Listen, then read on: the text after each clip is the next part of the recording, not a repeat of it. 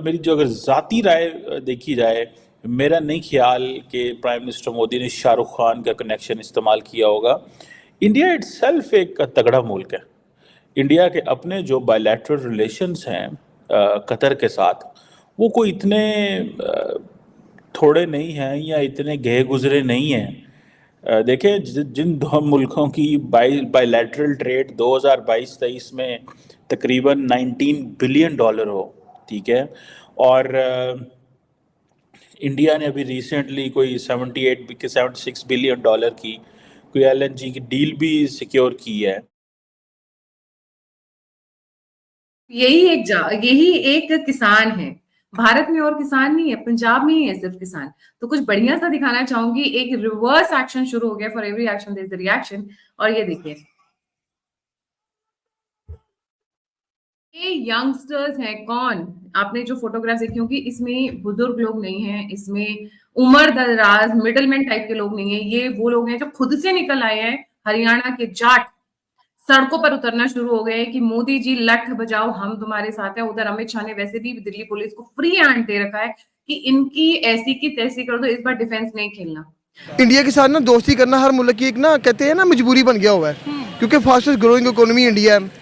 उनके साथ ट्रेड करना, उनके साथ रिलेशन अच्छे करना, उनकी टेक्नोलॉजी लेना, ये चीज़ें बहुत मैटर करती हैं। इंडियन ब्रेन्स को लोग बहुत ज़्यादा पसंद करते हैं। बिल्कुल इंडियन ब्रेन्स यार, हम आप देख ले, पाकिस्तान से बहुत सारी मेरे दोस्त गए हैं, किसी भी फॉरेन कंट्री में चले जाए ना, वो कहते हैं हम पाकिस्तानी चाहिए, इंडियन फर्स्ट। इंडियंस को जॉब्स मिलती हैं, इंडियन को प्रायोरिटी देते हैं, इंडियन सॉफ्टवेयर यूज़ होते हैं। आप देखें दुनिया के अंदर, आप कहते हैं मोस्ट सबसे सक्सेसफुल जिनका आईटी सिस्टम चल रहा है ना, वो इंडियंस का ही चल रहा है। और जितना जाए तो बांग्लादेश के लोगों को प्रो इंडिया होना चाहिए था। 1971 में भारत ने इतना बड़ा रिस्क उठाते हुए उनको आजाद करवाया था। उस युद्ध में हमारा भी काफी नुकसान हुआ था, लेकिन भारत के लिए आभार व्यक्त करना तो दूर की बात है। बांग्लादेश के लोग अब भारत को ही बुरा भला कह रहे हैं। नो डाउट कि बांग्लादेश की सरकार, बांग्लादेश की आर्म्ड फोर्सेस, वहाँ की सेना, ये बिल्कुल प्रो इंडिया है और भारत का समर्थन करते हैं, हमारा साथ चाहते हैं। लेकिन बांग्लादेश की पब्लिक में जो भारत का गुडविल था, वो पूरी तरह से खत्म होते दिखाई दे रहा है। जिसके बाद अब ये कहना गलत नहीं होगा कि बांग्लादेश भी अब मालदीव्स के नक्शे कदमों के ऊपर चल पड़ा है। आप सोचिए कि भारत सरकार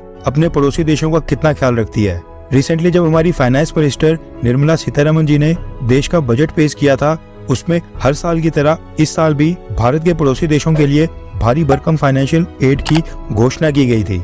उस लिस्ट में बांग्लादेश का भी नाम था और बांग्लादेश को भी भारत सरकार की तरफ से 150 करोड़ रुपए अलॉट किए गए थे। चीफ जस्टिस ऑफ पाकिस्तान गुलजार अहमद 2021 वो एक स्टेटमेंट देते हैं और कहते हैं यार कि ये जो पाकिस्तानी फौज है, इसका काम क्या है, और ये धंधे में लगी हुई है फौज, यानी कि ये बिजनेसमैन का टोला है, ये फौजी तो है ही नहीं। क्योंकि फौजी का काम क्या है दोस्तों? फौजी का काम है या तो बैरक्स में रहकर ट्रेनिंग करना, या सरहद पे जाके दुश्मन से लड़ना, या फिर जब देश में कोई आपदा हो, कोई परेशानी हो, कोई एक्स चीज हो, उसमें जाके मदद करना।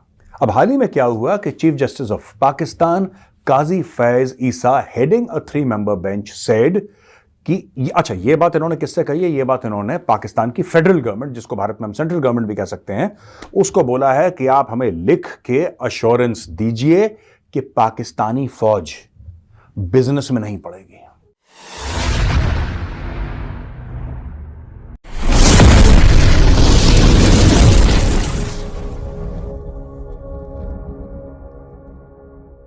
जो साहेब तो अभी 10-15 दिन पहले राष्ट्रपति बने हैं, लेकिन उनको प्रेसिडेंट बनाने वाली इंडिया आउट कैंपेन पैदा कैसे हुई थी?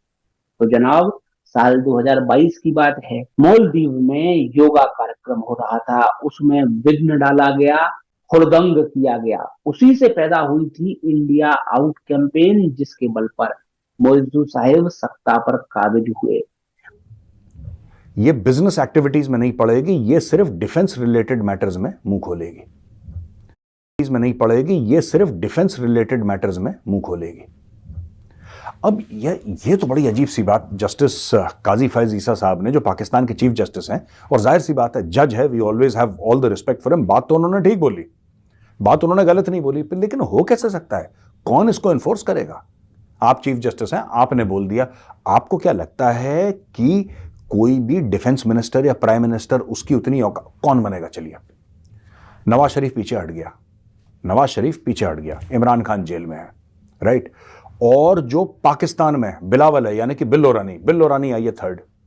अब बात चल रही है शहबाज शरीफ को। अब मुझे नहीं पता कौन बनेगा, I don't know who will become prime minister, लेकिन एक बार ऑर्डर हो गया तो ऐसी बात तो नहीं है कि सिर्फ जो इंटरिम गवर्नमेंट है, जो इनकी टेम्पररी सी गवर्नमेंट है काकड़ की, उसी में रहेगा मामला।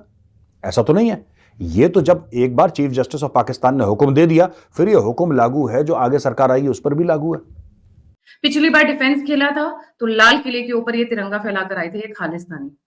कुछ उस तरीके के नोशंस अब पूरे हरियाणा में, इनफैक्ट पंजाब के अंदर भी कल हमने बात की थी कि किस तरीके से दंगाइयों में आपस में दो गुट बनने शुरू हो गए हैं और आपस में एक दूसरे को लड़ने मरने को शुरू हो गए हैं। एक कमेंट आया था और वहीं से मैं फिर पास ऑन करूंगी आशीष भाई को कि वहां की महिलाएं, कि पंजाब की जो महिलाएं आंदोलन में ले रही हैं, भैया 500 रुपए किसको खराब लगता है ये बताओ। 500 रुपए, 1000 रुपए, चाय पानी नाश्ता, बादाम मेवा पिज्जा, किसी को खराब लगता है? और पहले से ही तैयारी कर रखी है, क्योंकि सबने या तो येलो कलर के रिबन्स पहने हुए हैं या हरे रंग के रिबन्स पहने हुए हैं और वो ऐसा लग रहा है वो पहले से ही तैयार किए हुए थे, या फिर पिछली बार वाले फार्मर्स प्रोटेस्ट से उठाकर ले आए थे, इन्होंने संभाल के रखा था कि आगे भी काम आएगा।